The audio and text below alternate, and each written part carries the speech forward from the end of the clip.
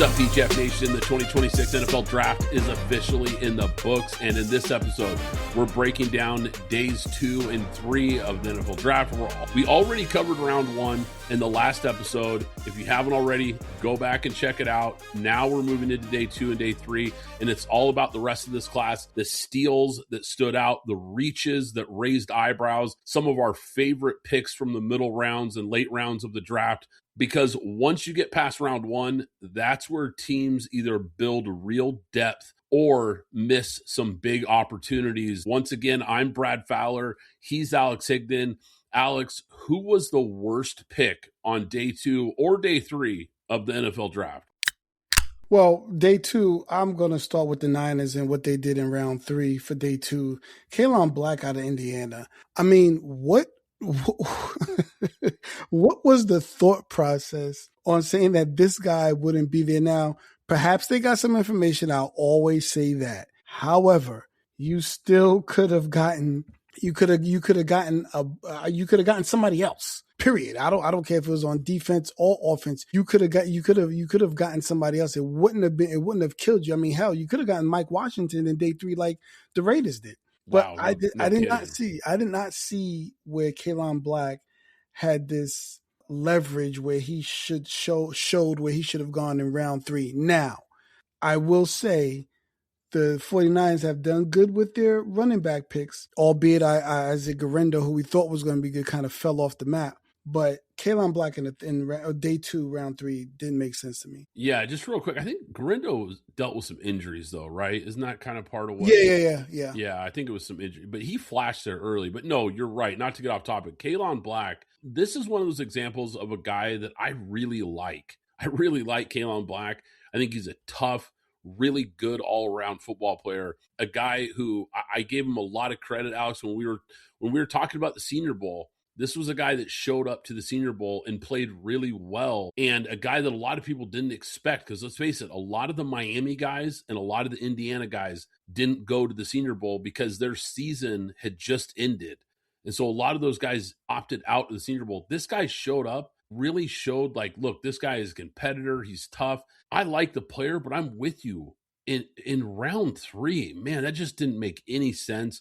There was a lot of better running backs on the board. Plus, I just didn't think they needed to spend a day 2 pick on a running back in general. So even if you're going to go running back, there was better players on the board. I don't think it was a big team need for them. I think there was a much bigger need at tight end.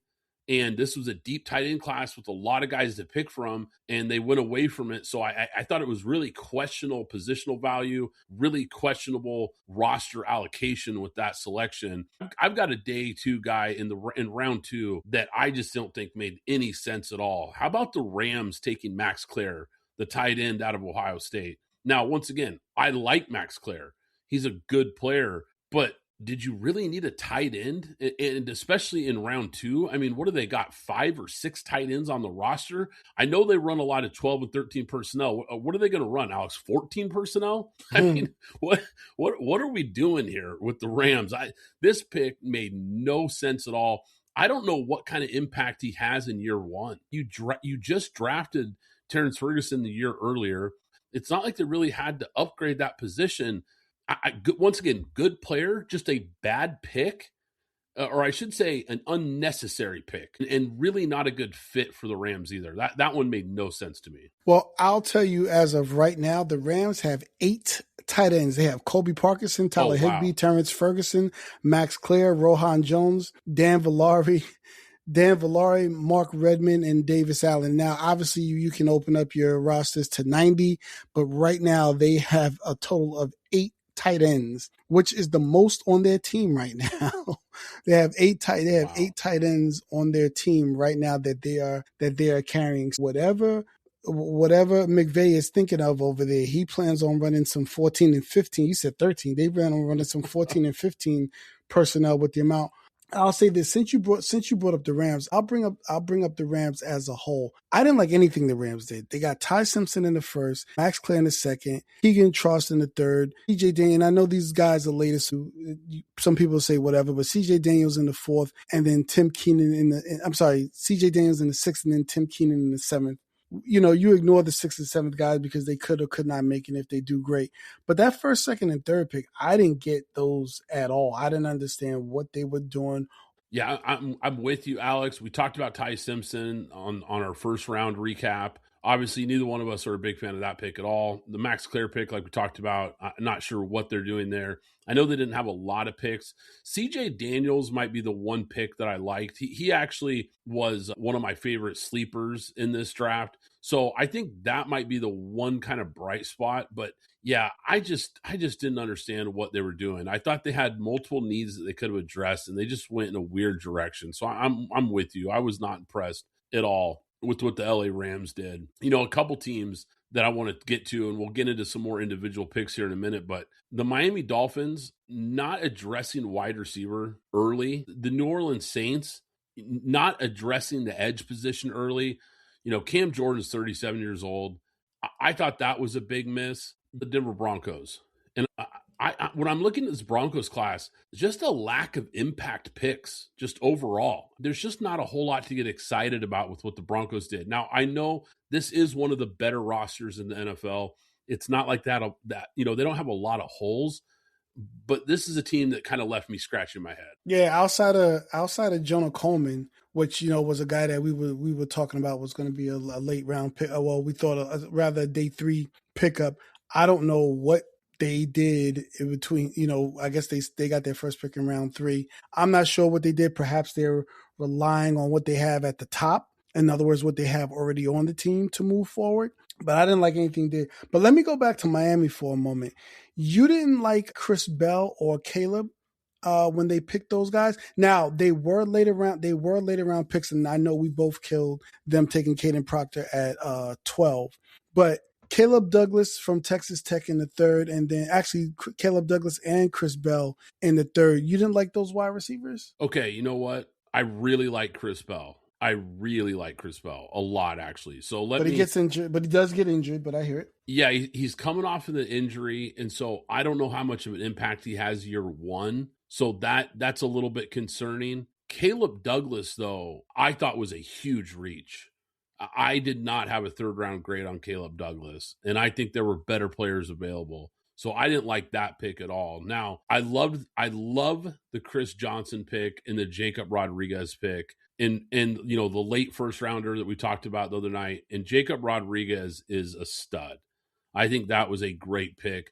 Kyle Lewis in the 4th is an absolute steal. So they kind of saved their draft with some of their later picks. Max Llewellyn is a guy that I know you really liked, Alex. They take a flyer on him in the 7th round. I know he's one of your favorite sleepers in this class, the edge defender out of Iowa. Okay, another pick. Day 2, Pittsburgh Steelers. Drew Allar in the 3rd round. Oh my gosh. Where are they going with this? Where are you? What is your prognostication, to use a nice, gentle word? What is your prognostication on what you're going to do with Drew Allar? And more than likely, you're going to end up drafting another quarterback next year that you felt that you had to draft Drew Allar so high in day 2. This was the worst pick in the NFL draft. This is the worst pick. And look, I know that's a bold statement for a guy who's taken in the 3rd round, but what are they doing? What is Pittsburgh doing? I mean, at best, it's easily one of the most questionable picks. This is already a crowded quarterback room. Rodgers, we think, is coming back. Maybe there's some unclear direction on that. Maybe that was part of this, and I get that. You took Will Howard in the 6th round last year. You still have Mason Rudolph there, who is clearly a career backup. But my biggest thing is just where's the direction at quarterback, and why are you taking him in the 3rd round? Look, I wouldn't have liked this pick if it was in the 6th round because, quite frankly, I don't like Drew Allar. I just don't think he's a very good prospect. I really don't. I mean, this guy is big arm and has some physical traits, but man, there is so many red flags in his game. He just never got any better. 3-year starter at Penn State, he never improved as a player. He looks like the exact same guy we saw when he first took over in Penn State. I think the Steelers have a quarterback evaluation problem post Ben Roethlisberger. they have just been spinning their tires and have a revolving door of bad decisions and bad quarterbacks. And I know some of that has to do with the fact that they just are always competitive. And so they're not picking very high in the draft. I get that. It makes it difficult to find a franchise quarterback when you're always picking in the 20s or later. But still, I just don't understand the direction at all. I know you bring in Mike McCarthy. I know it's a new regime. Obviously, this is a guy that I'm assuming Mike McCarthy felt good about as well as Omar Khan to make this decision. But I just don't understand it, Alex. I just think this is an awful pick. Really confusing why they would waste a third-round pick on a quarterback, let alone this guy. And the thing is Pittsburgh has a lot of needs on this roster. There were so many good players still on the board in the third round. The meat and potatoes of this draft was in the second and third round. So there were some really good players on the board, and you pass on all of them to take Drew Aller.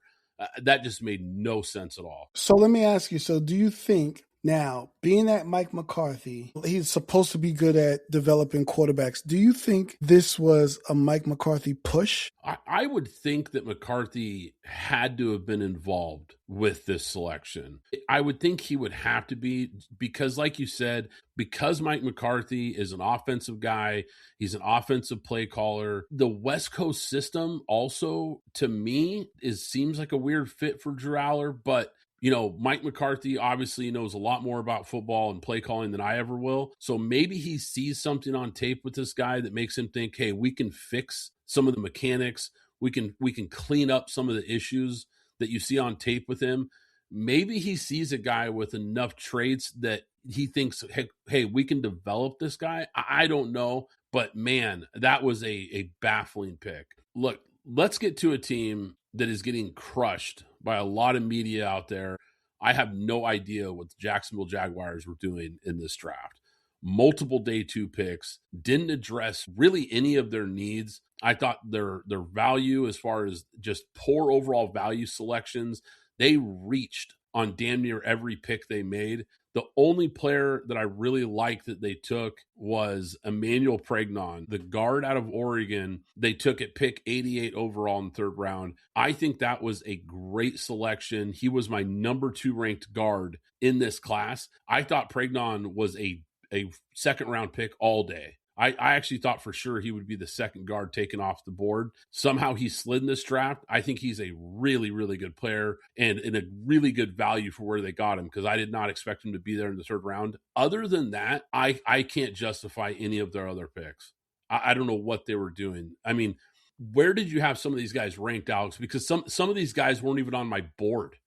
I don't even know what to say about the Jacksonville Jaguars draft. This has got to be one of the worst drafts in the last 2 or 3 years that we've covered, Alex. Yeah, so the first thing I want to do is I would like to ask the Jaguars GM and the head coach, because he seems to have a lot what's going on here too.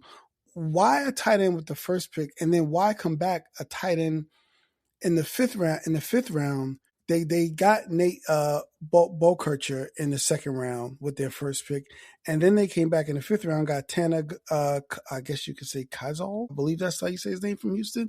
Now, perhaps he may work out, but it was a fifth round pick. But I didn't understand it. I didn't understand what they were doing with the Nate picking Nate in the second round when you basically have Brandon Strange going into, I believe, if I'm not mistaken, going into his actually going into his third or fourth year here. So I don't understand what they were trying to do there. They have 7 tight ends going into camp. Once again, the most stacked line on their roster is the tight end position. I don't know what's going on with the tight ends. I don't know if Sean McVay maybe has ignited these other OCs to go heavy on tight ends, but the tight ends, starting in the second round, the tight ends were flying off the board. Quick shout out to our friends at props.cash, the best player prop research tool in the game. Props.cash lets you scan thousands of props across sports books to quickly spot the highest value opportunities. You get real-time injury and lineup intel, advanced filters to find exactly what you're looking for, and even correlated player props so you can see what tends to hit when a player goes over their line. They cover NFL, NBA, MLB, NHL, college football, college basketball, and the WNBA. It's legit next level prep. If you're serious about betting smarter, go to props.cash and use code PGF25 for 25% off your first month. That's code PGF25 for 25% off your first month at props.cash. The official ticketing app of Pint Glass Football is now SeatGeek. I can't recommend them enough, guys. I've been using SeatGeek for years. You want to go to a game this season? SeatGeek is here to take the confusion out of buying tickets, making sure you get the best seats at the best prices. With SeatGeek, you'll never have to worry about overpaying for tickets again. How? They put a 0 to 10 score on each ticket, so you know you're getting a good deal. But here's the real game changer. You can get $20 off your first ticket purchase with the code PGFPOD. That's right, $20 off with code PGFPOD. This season, make every game day epic with SeatGeek. Download the SeatGeek app and remember to enter the code PGFPOD to grab your $20 discount. Yeah, and look, it was a deep tight end class, and there was a lot of good ones. We talked about that being one of the deepest groups, but that doesn't mean that you take a guy way past where you should. Because look, part of what makes a team really good at drafting and building their roster is not just picking the right players, but knowing when to take them is a huge part of this process. And to take Nate Borkature, the tight end out of Texas A&M, who, look, I was just looking at most consensus draft boards had him somewhere in the 130 to 150 range. You take him in round 2. That didn't make any sense at all. Albert Regis was maybe a top 15 defensive tackle in this class. And Jalen Husky was so far off the radar, I didn't even know who he was, Alex. I didn't even know who this guy was. I was like, who is Jalen Husky? And they take him in the 3rd round out of Maryland. Like the reaches were incredible. I don't know what is going to make, either the Jaguars are smarter than all of us, and they just took these guys knowing that they're all going to be way better than we all think. But wow, I don't even know what to say about this draft class other than the fact that it was just terrible. And like I said, even if some of these guys turn out to be good players, where they took them makes no sense, because they could have taken better players and waited on a lot of these guys and taken them later in the draft. So the value just makes no sense at all for the Jacksonville Jaguars. Alex, let's talk about some of the best picks. So we think they really crushed it. Why don't you start this out, Alex? Who was a guy that you thought just was a great pick, great value pick in either day 2 or day 3 that really jumped out to you? Well, I'm going to start with day 2, and I'm going to start with Atlanta and Zachariah Branch. Somebody quick, somebody fast, somebody in the slot. You have big Kyle Pitts who could go into the slot, who could play inline or whatever. You have Drake London, another big 6'4" receiver. Now you bring in Zachariah Branch, a quick twitch 3rd round pick that I think, barring that he stays on the field, because, listen, I thought Atlanta had a solid draft. I thought they had a decent draft. However, when these kids get to Atlanta, I don't know what happens to them. They turn out not to be good, or something happens off the field. I don't know what's going on, but we can save that for another time.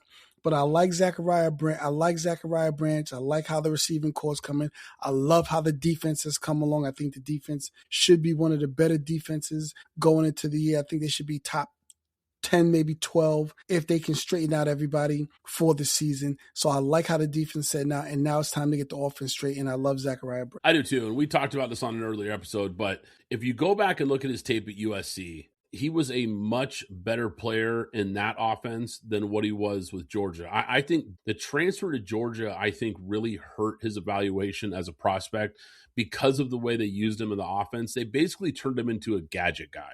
And if you go back and look at what he was doing at USC, he was much more dynamic.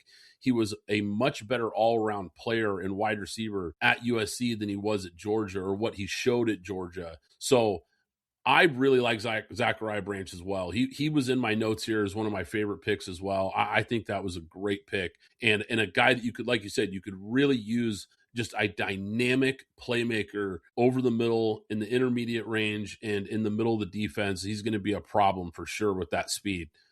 A couple edge defenders that I really liked. I thought the Chiefs getting R. Mason Thomas was a great pick.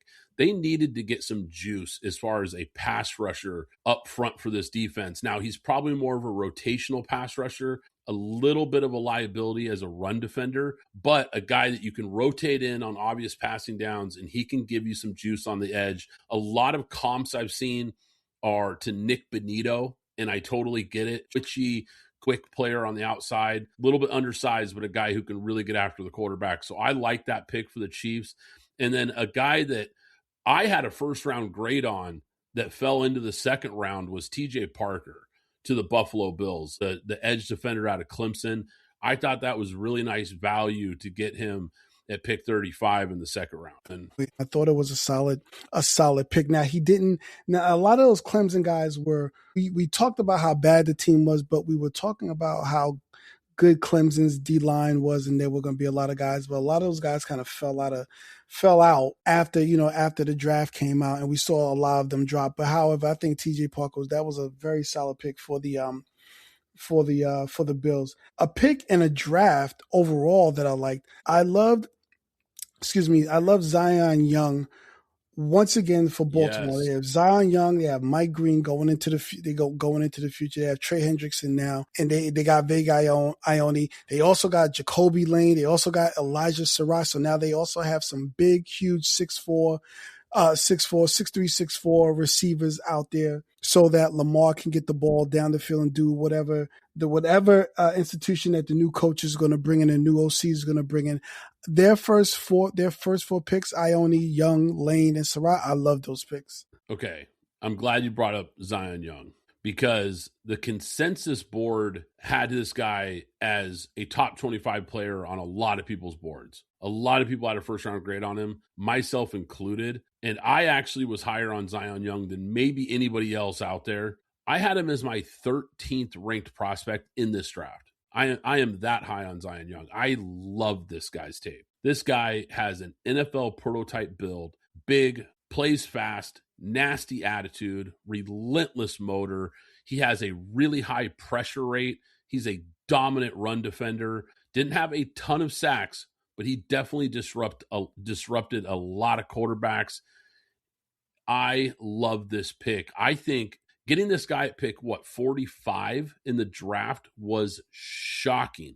You want to talk about incredible value. As far as value goes, this might be the biggest steal of this entire draft. I'm so glad you brought this guy up, because, man, what a home run pick that is. And a guy that really fits what the Ravens do as far as an edge-setting, physical, tough guy up front. Man, that one just made so much sense. I've got a bunch of guys that I thought were steals in this draft. I thought, and I know you really like this guy too, Alex. How about Keontae Scott, the safety out of Miami, going to the Buccaneers? Yeah. I thought he was taken much later than expected. That's a really good value pick for them. Here's a guy that we were a little divided on. I think I was a little higher on him than you were, but Denzel Boston to the Cleveland Browns, I thought was a really good pick. I thought that was great. Yeah, I thought that was great. Right. Yeah, and because, a lot of people had a first-round grade on him. He slides into round 2. Now you're getting a really nice value pick with Denzel Boston, big-bodied wide receiver, really good contested catchability. I thought that was a great pick. You want to talk about one of the teams that I think just hit the draft completely out of the park. The Vegas Raiders, this might be one of the highest graded drafts that I can remember for the Raiders in a really long time. Maybe the highest I've ever felt about one of their drafts since doing this podcast, Alex. We know about Mendoza, no need to go there, but trading Stukes in the second round, this guy is an absolute stud. The safety out of Arizona, probably going to be more of a safety / nickel, but a really versatile kind of Swiss Army knife safety, can cover ground. He's a really good athlete. I love that pick. There was a lot of talk that he could sneak into the first round. He's that good of a player. I thought Cameron Crawford out of Auburn, I thought that was a great pick. When I was watching the tape on Keldrick Falk, he kept flashing, and I kept going back and going, wait, this is the guy making all the plays. Why is everybody talking about Falk? I was like, Crawford's the one making all the plays when you watch the Auburn tape. So, I thought that was a great pick. And my guy, Mike Washington, man, in the 4th round, I think he's the second best running back in this draft. I have no idea how he fell to the 4th round. Nothing against Jadarian Price, but give me Mike Washington all day. He is the bigger, faster, better athlete. This guy is going to be a really good player. Jermod McCoy, I know there was a lot of talk about him also in the 4th round, pick 101 for the Raiders, and rightfully so, because look, I feel bad for this kid. He is such a good player. The degenerative knee stuff and the injury concerns is the obvious reason why he fell so far down the board. If somehow this guy can stay healthy, this is absolutely worth taking a flyer on, because even if he can stay healthy, let's say even for 2 years, right? If you can even just get 2 years out of production out of this guy, it is absolutely worth it, because look, I think when he was healthy in 2024, he's a better corner than Mansour Delane. He's that good. If he didn't have any medical concerns, he was a lock 1st round pick and probably a top 10 pick in this draft. So what a great value getting him in the 4th, because at that point you erase all the risk and you just get a guy with a ton of upside. Okay. So, we're good on the Raiders. I agree with everything you said, but I have one question about the Raiders. You talked about Treydon Stukes. Now, now my thing is, I don't like injured players. Doesn't matter how good they are. I really don't like injured players. And he spent 6 years in school. So with that being said, do you think that he's seen enough of college football between 2020 and 2025? 1, 2, 3. Yeah, that's 6 years in school. He got hurt. He was a red shirt. I think he was a redshirted freshman, and then he only played 4 games in 24. And then he also had COVID. Do you think it's him seeing enough of college football? Because he stayed at the same school, so he saw all the Pac-12 when they were the Pac-12. Do you think that he saw enough and it was just keying on stuff that he had seen enough of? Or do you think he's actually a good player? I think he's a great player. I think he's a great player. Like I said, I think he's a guy who absolutely fits what NFL defensive coordinators are looking for in the modern safety. And look, we can get into this guy in a minute, but I think Emmanuel McNeil-Warren is a guy that a lot of us really like. And don't get me wrong, I like him too. But he slid in this draft a lot further than most people thought. And I don't think it's because he's a bad player. I think it's because the NFL is moving away from his skill set. And what I mean by that is I think the NFL is moving towards guys like Treydon Stukes. And when we look at a guy like Dylan Thieneman, who went in the 1st round, he's another example of what teams are looking for in the modern safety. They want a Swiss Army knife, a guy who can line up all over the field. They can go in the box. They can play deep in coverage. They can line up in the nickel and covered wide receivers. You're just looking for a guy who can keep your defense multiple. And I think Treydon Stukes absolutely fits that bill. And a guy that, look, I think Emmanuel McNeil-Warren, to kind of jump back to him for a sec, I actually think where they got him at 58 is great value, because he's a big-time playmaker. I just think the reason he slid is because he's really seen as more of just an in-the-box safety. And I think the NFL is kind of moving away from those types of players. And that's why I think Treydon Stukes, his value was skyrocketing, because the more people watch this tape, they realize, man, this guy's a Swiss Army knife. Okay. And you mentioned Cleveland, talking about Boston. I love Cleveland's draft. I mean, yeah, good draft. I think they 1, 2, 3, 4. Their first 4 picks, they had 2 1s and 2 2s. So Spencer Fano, Casey Concepcion, Denzel Boston, Emmanuel McNeil-Warren. Now, listen to me. I have said several times on this draft, none of the tackles are tackles, but this guy is the one guy that I could say has enough tape, whereas Monroe Freeland doesn't have enough tape, whereas Spencer Fano has enough tape, and I think he's the most refined guy that can possibly cross over, regardless of the measurement, that he could cross over and actually be a solid tackle. Casey Concepcion, I know we talked about the drop passes. I know that's been a thing that they talked about, but still they needed receivers. They got one, then they came back at pick 7 and got Denzel Boston. So I don't have a problem with him there. And then they also got Emmanuel McNeil Warren with the second round pick. So I thought they had a great draft. Yeah, you're absolutely right. And look, I like Casey Concepcion. I just wasn't as high on him as the consensus, but I totally understand it. He is a guy who's got a lot of juice, a lot of playmaking ability, and they desperately needed playmakers at wide receiver. So you get him, a guy who's probably going to play a little more in the slot. You pair him up with Denzel Boston, who's more of a outside receiver who can make big plays down the field. So I like the pairing of those wide receivers as well. So yeah, I'm with you on that. Now look, I do have to mention one other guy that I forgot to mention real quick before we move on with your Raiders, because I have to mention Malik Benson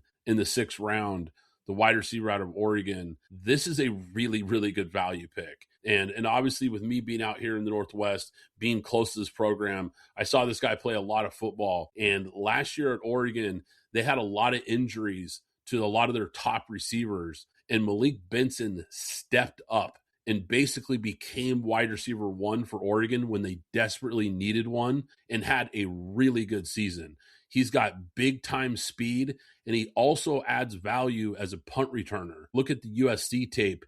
He had a game-breaking punt return for a touchdown versus USC. He's a guy that can take a 5-10 yard slant and take it to the house. He has that kind of speed. So I think that's a great value pick for them as well. I think the Raiders had just an awesome draft. I want to rip through some other teams. You can let me know what you think of some of these guys, because there was a lot of guys that I just thought were great value and great fits for where they went. I thought Chase Basantis, the guard out of Texas A&M, went to the Cardinals. I thought this is a guy with just a high floor starter potential right out of the gate. You mentioned Zachariah Brants, really good pickup for Atlanta. Jacoby Lane, wide receiver out of USC. I think that's a great pick for the Ravens. I think you mentioned him as well. You know, big-bodied wide receiver, a guy who can go up and make contested catches over the middle of the field. We know that Lamar Jackson loves those types of players, so he'll fit in nicely. Malik Muhammad, the cornerback out of Texas. This is that kid's good. Going to Chicago, I thought that was a really good pick. Really strong value, competitive guy. He can cover. Takario Davis, my guy, one of my sleepers in this class. Yep. Yeah, coming out of Washington. This guy's got big-time size, length, long arms, and he's got ball skills. Has some things in his game he needs to clean up, but, man, Cincinnati needed to improve that secondary, and I thought he was a really good upside pick. Another guy that I really liked, we talked about how good this Cowboys draft was. Jayshon Barham out of Michigan, the edge defender. Yes, Cowboys draft was excellent. Wow, I thought the Cowboys had an outstanding draft.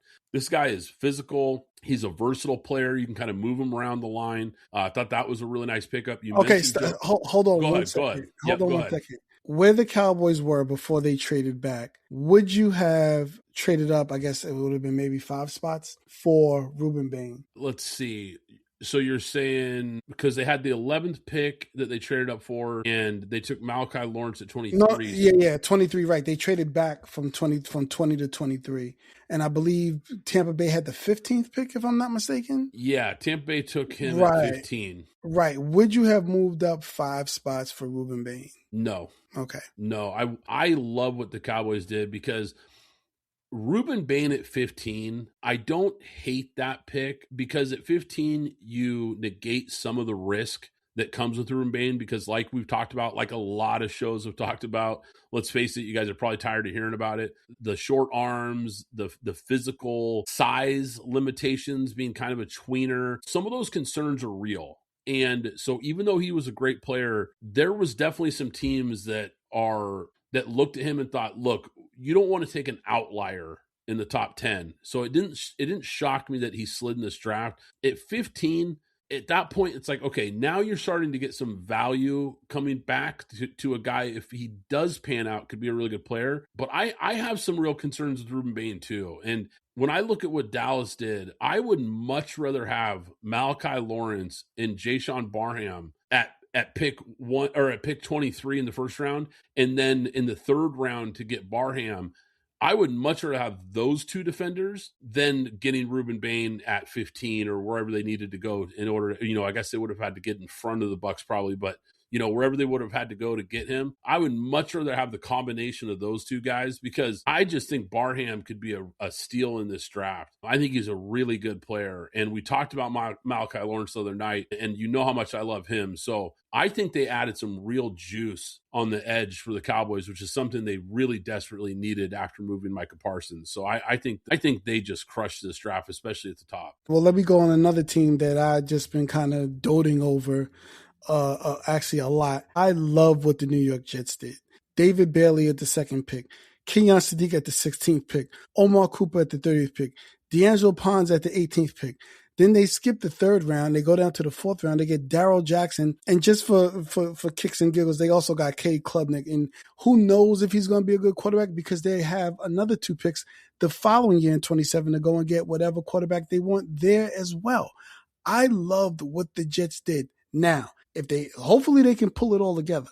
But with the players that they have, with the type of defense that they run, with the type of players that they have, whether it be Cade Klubnik or the new quarterback that's going to come in next year, they come in ready to roll with Garrett Wilson, Kenyon Sadiq, and Omar Cooper to throw the ball around. Yeah, as well as A.D. Mitchell. I forgot about him. Yeah, they did a really nice job of adding some guys who can be impact players and guys that are probably going to be starters right out of the gate. And so I do love that. They, like you mentioned, getting the guys they got in the 1st round, those 3 picks were huge, but getting D'Angelo Pons in the 2nd round, I thought was great. And when you talk about a guy whose comp was now his head coach.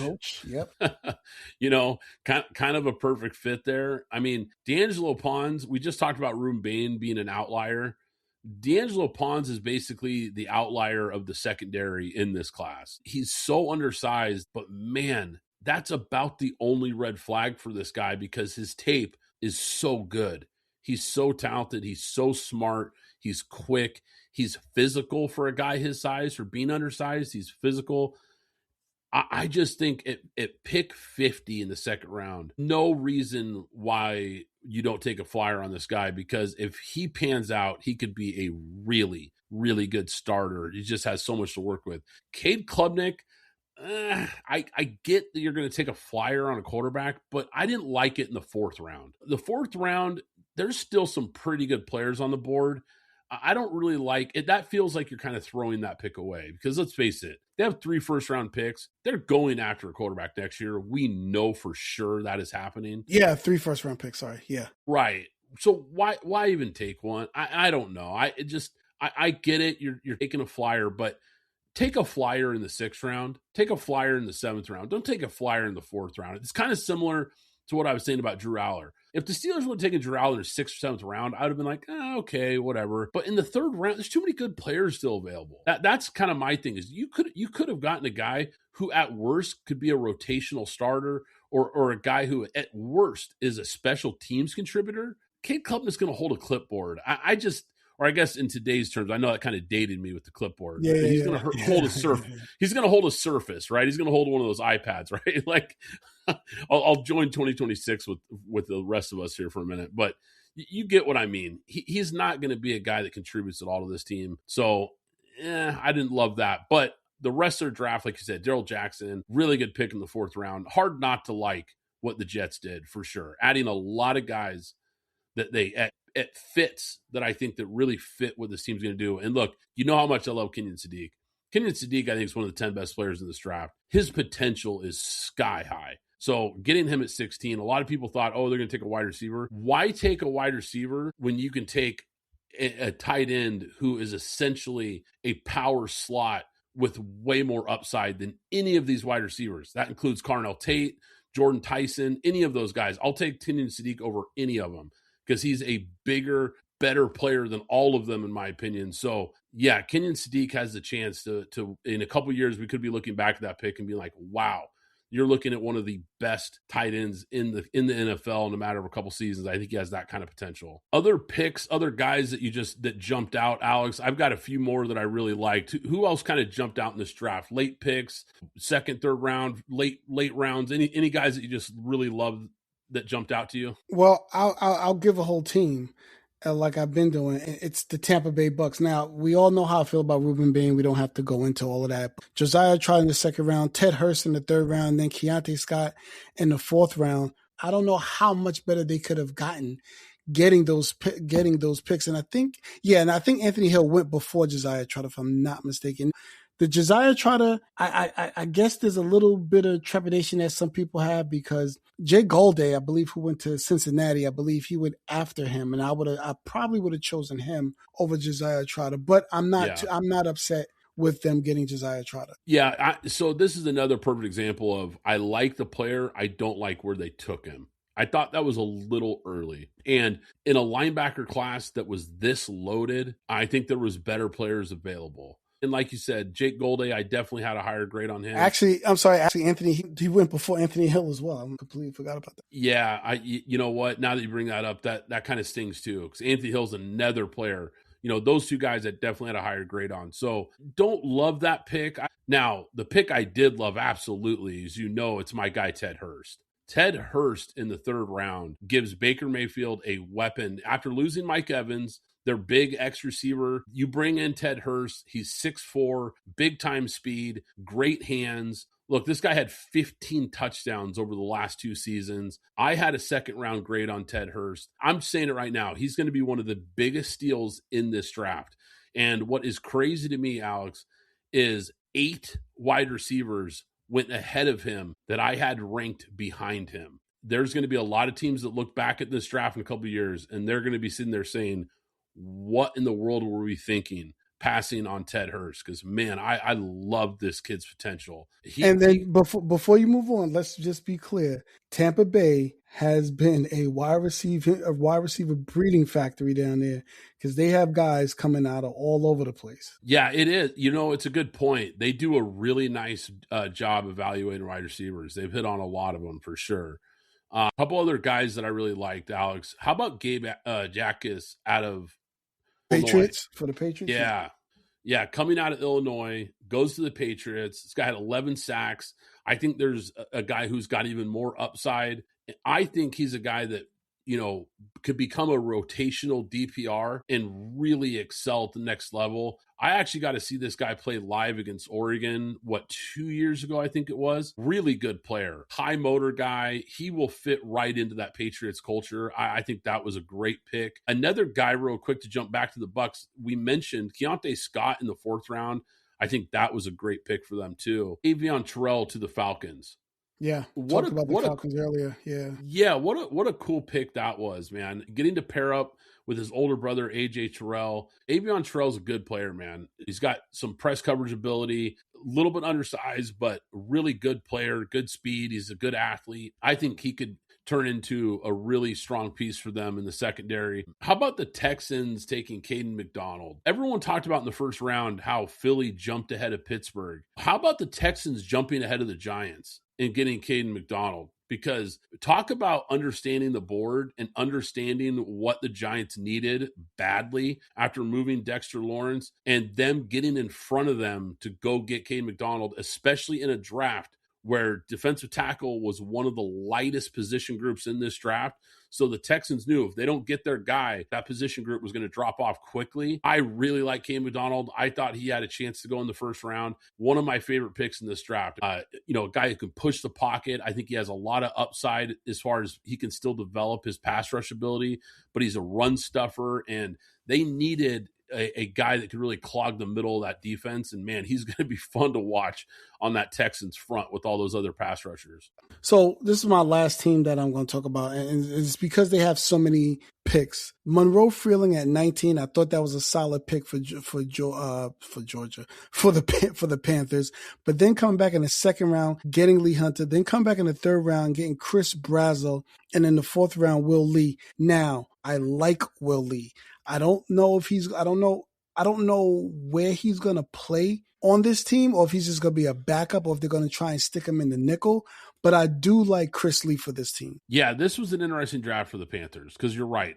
We didn't actually talk about Monroe Freeling when we were talking about our biggest takeaways from the first round. Monroe Freeling, I thought, was a great value pick at 19. Guy has a ton of upside. Lee Hunter is a guy that I know you were pretty high on. Really good value at pick 49, a guy that was really productive at Texas Tech. I think his combine kind of hurt his draft stock because he was a guy that a lot of people thought early in the process might be a first-round pick, a late first-round pick. And then the combine, people kind of started questioning his athleticism, but the tape is really good. So getting him there, I think, is good value. Chris Brazel, the guy is a burner. He can take the top off the defense. He's got great size. He's not my favorite prospect, I'll be honest. I hate to say it because I always say don't scout the helmet, and I really try hard not to do that. But these Tennessee wide receivers, they come from a system. It's such a collegiate system with a very limited route tree. They run these really wide splits. It just, a lot of the players that come out of that program just aren't ready to play at the next level. There's a big development curve for a lot of these wide receivers. So I have real question marks about that. But in the third round, I get it because you can't teach that kind of size and speed. Sam Hecht is a guy that we talked about, one of my favorite sleepers in this entire draft. In the fifth round, I'm shocked he lasted that long. I actually thought he was a guy that would probably go in the third round. For him to be there in the fifth was really surprising. The center out of Kansas State, I think he'll be a day one starter. And if you're telling me you're going to get a day one starter in the fifth round, that is tremendous value. And then Zakee Wheatley in the fifth round. I know he's a safety that we both talked about, Alex. This was a deep safety class. And we talked about, because it was so deep, there was going to be some good safeties that got pushed down the board. Well, he was one of them. This guy is a physical, tough safety. I love that pick in the fifth round. I actually think the Carolina Panthers quietly had a really nice draft. A couple guys that I just had written down as some of my favorite late picks here. Keith Abney, the corner out of Arizona State, going to the Detroit Lions. They have got to figure out that secondary. I think this was a step in the right direction. I think he could be a player that really fits for them. Denai Dennis Sutton, the defensive lineman out of Penn State, really a high upside guy, a guy that I think could bring some value in the trenches. Deion Burks, the wide receiver out of Oklahoma, going to the Colts. A guy that I was really surprised fell as far as he did. Jaden Canaday, the cornerback out of Oregon, going to the Kansas City Chiefs, a really nice late round pick. This guy, if you go and look at PFF, they absolutely love this guy. He's one of the highest graded corners in this draft. And a guy, once again, because of where I'm located, I got to see this guy play several times. He's a really good player. I think he's a guy that you could watch out for as a sleeper in this class. Brennan Thompson, the wide receiver out of Mississippi State that went to the Chargers, just a big-time burner. I believe he ran the fastest 40 at the combine. Not the most complete receiver, but if you just want a guy that can take the top off the defense, I think the Chargers kind of lacked having a player like that. So I like that pickup as well. Okay. So before we get out of here, I have one player I want to ask you about. Diego Pavia just got a 3-year deal from the Ravens. What do you feel about that? And he went undrafted, I believe, right? Yeah. He was an undrafted free agent. We talked about this. I believe it was after the Senior Bowl. I said that he'll go undrafted. And obviously he did. And he was a guy, I think my exact words were, he'll be an undrafted free agent who probably gets a camp invite or possibly gets signed, taking a flyer on a guy. He's an example of a guy. He was a great college player, man. He's a great college player. And I watched him play several times at Vanderbilt. He's just a fun player to watch.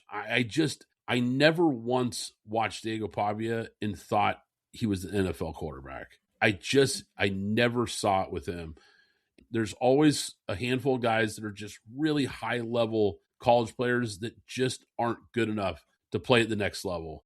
This is the best of the best. And I just never thought he was talented enough or had the size or the traits to get there. Now, maybe the Ravens see something here, taking a flyer on a guy like that. Even if he's just a practice squad guy, a third string type of guy, hey, why not? I'm rooting for him, Alex. I know that. I'm rooting for the guy. I love his attitude. I love what he brings to the table. He's got a major chip on his shoulder. He's a hard worker. There's a lot to like about Diego Pavia as a player. I don't see it at the next level, but hey, I'm pulling for him. Yeah, no, I don't see it either. I think they're actually going to make him a wide receiver. Whoa, okay. I didn't expect you to go there. That's that's a Like that's a great way. he's gonna be a receiver slash gadget player. He's gonna be, what's the guy from the Patriots that was a quarterback when he came in?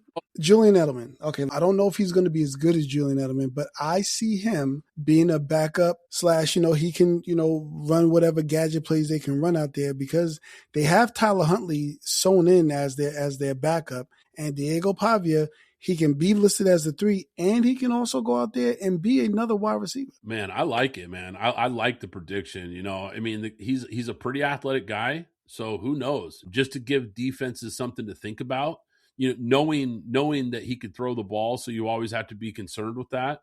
Hey, I don't hate it, man. I don't hate it. All right, PGF Nation, that is going to wrap up our breakdown of the day 2 and day 3 of the NFL draft. We already broke down round 1 in the last episode, so make sure if you haven't already, go back and check that out if you missed it, and be sure to hit that subscribe button or that follow button so you don't miss any future episodes. Once again, I'm Brad Fowler. He's Alex Higdon. This is Pint Glass Football, and we'll catch you next time.